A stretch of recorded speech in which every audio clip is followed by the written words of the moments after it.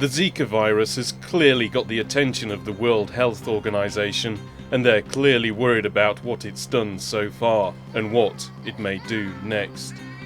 The explosive spread of Zika virus to new geographical areas with little population immunity is another cause for concern, especially given the possible link between infection during pregnancy and babies born with small heads.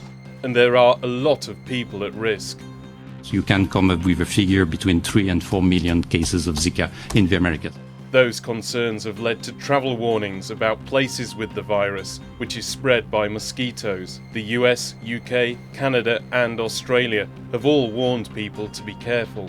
So we really are advising that pregnant women seriously consider postponing travel to these areas if possible.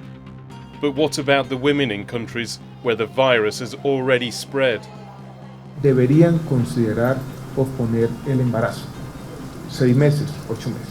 Por eso es que estamos haciendo la recomendación a las parejas que planifiquen su embarazo.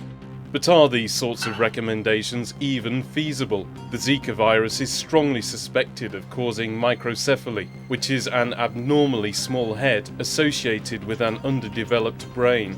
For women living in affected countries who want to have children, it's a difficult choice. And some rights advocates have even dismissed advisories to put off pregnancies as naive and ineffective. And there seems to be good reason for that. More than half of all pregnancies in Latin America and the Caribbean are unplanned, and access to birth control in rural and poorer areas can be extremely limited. Abortion is also illegal in many of these countries. In El Salvador, women can go to jail for having one, and some have even been imprisoned for having miscarriages. Activists and scientists in Brazil are planning to petition the Supreme Court to allow women with the Zika virus to get abortions. Right now they're illegal unless the woman's life is at risk, she's been raped, or if the baby has a kind of brain damage known as anencephaly. More than 4,000 babies suspected of having microcephaly have been born since October.